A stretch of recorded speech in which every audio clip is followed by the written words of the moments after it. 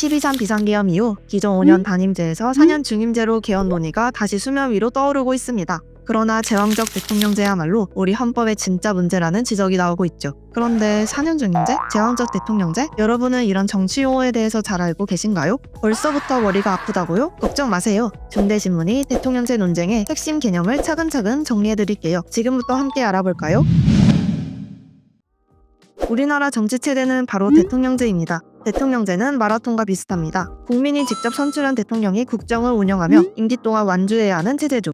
출발선에서 유권자의 선택을 받으면 결승선까지 혼자서 달려야 합니다. 경기도 중 교체되지 않기 때문에 안정적으로 정책을 추진할 수 있는 이점이 있습니다. 하지만 마라톤이 고독한 경기인 것처럼 대통령제도 권력이 한 사람에게 집중됩니다. 잘못된 방향으로 가더라도 중간에 조정이 어렵고 의회와 대립하면 국정 운영이 마비될 위험이 있죠. 반면 의원내각제는 개주 경기와 비슷합니다. 팀원들이 서로에게 바통을 건네며 이어 달리는 것처럼 정부와 의회는 신뢰를 바탕으로 협력하며 국정을 운영합니다. 의회가 정부를 신뢰한다는 시민 결의를 하면 정부는 행정권을 행사할 수 있죠. 또한 필요할 때 총리를 교체하거나 연립정부를 구성하는 방식으로 유연하게 운영할 수 있습니다. 하지만 개주에서 팀원 간 바통을 제대로 넘기지 못하면 문제가 생기는 것처럼 의회가 정부를 신뢰하지 못하면 불신임 결의를 통해 정부의 총사퇴를 요구할 수 있습니다.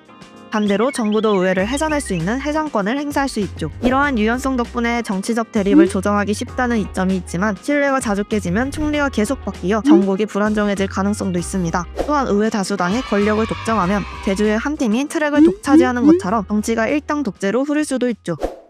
현재 대한민국은 국민이 직접 투표해 대통령을 선출하는 직선제를 택하고 있습니다. 하지만 과거에는 선거인단이 대신 선출하는 간선제 방식도 존재했죠. 1980년대에 이르러 국민들이 대통령을 내 손으로 직접 뽑겠다며 강하게 요구했고 1987년 민주화 운동을 거쳐 지금의 직선제가 자리 잡게 되었습니다. 이 과정에서 독재를 강제하기 위해 대통령 임기를 5년 단임제로 제한했으며 이를 87년 체제라고 부릅니다. 그런데 최근에는 대통령 임기를 4년으로 줄이고 재선을 가능하게 하는 4년 중임제 개헌 논의가 활발히 이루어지고 있습니다.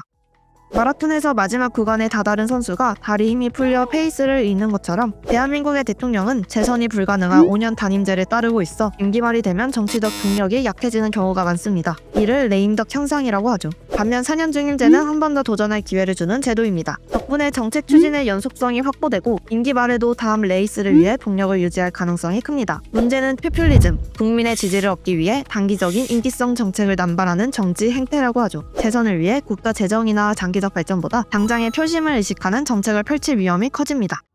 그렇다면 단순히 임기만 바꾸면 문제가 해결될까요? 사실 이번 개헌 논의의 핵심은 대통령에게 집중된 막강한 권한입니다. 대통령제에서는 입법부, 행정부, 사법부가 서로를 견제하며 균형을 이루어야 국민의 자유와 권리가 보장됩니다. 따라서 삼권 분립이 무엇보다 중요한데요. 하지만 한국의 대통령은 삼권 분립의 경계를 넘어서는 권한을 다수 보유하고 있습니다. 인사권은 임명뿐만 아니라 휴직, 전직, 징계, 파면 처분을 내릴 권한을 의미하는데요. 문제는 대통령의 인사권이 미치는 영향의 범위가 지나치게 넓다는 점입니다. 현재 대통령의 입김은 공기업 임원뿐만 아니라 금융권, 언론사 등에도 간접적으로 영향을 미치고 있죠. 대한민국 헌법 제79조는 대통령에게 사면권을 부여하고 있습니다. 사면은 일반 사면과 특별 사면으로 나뉘는데요. 일반 사면은 국무회의 심의를 거쳐 국회의 동의를 받은 후 특정 범죄 유형을 지정해 이에 해당하는 모든 범죄인의 형 선고를 소멸시키거나 공소권을 박탈하는 것입니다. 반면 특별 사면은 특정 범죄인의 형 집행을 면제하거나 유죄 선고의 효력을 없애는 조치입니다. 이는 국회의 동의 절차 없이 사면심사위원회 및 국무회의의 심사를 거쳐 단행할 수 있죠. 문제는 사면심사위원회의 구성 방식입니다. 대통령이 임명한 법무부 장관이 위원회를 조직하며 9명의 위원 중 5명까지 공무원을 임명할 수 있습니다. 사실상 대통령이 사면 여부를 결정하는 구조인 셈이죠. 다음은 시행령 통치의 문제입니다. 시행령은 대통령의 명령으로 흔히 대통령령이라고 불립니다. 한국 법에서는 법률 집행에 필요한 세부 규정을 대통령이 시행령으로 정할 수 있도록 하고 있는데요. 국회를 거치지 않아도 되다 보니 각 정권이 시행령을 남용하는 사례가 늘어나면서 주요 정책을 일방적으로 추진하는 경우가 많아졌습니다. 이는 결국 행정부와 사법부가 한 몸처럼 움직이는 결과를 초래하게 됩니다. 이에 시행령 통치라는 비판이 제기되고 있는 거죠.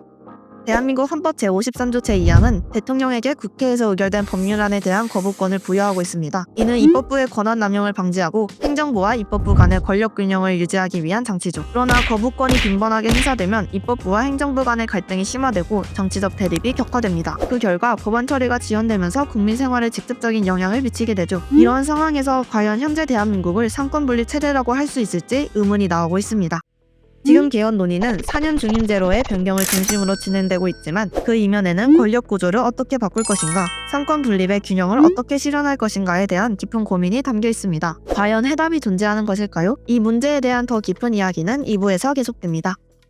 이번 영상이 흥미로우셨다면 구독하고 다음 편도 함께 해주세요.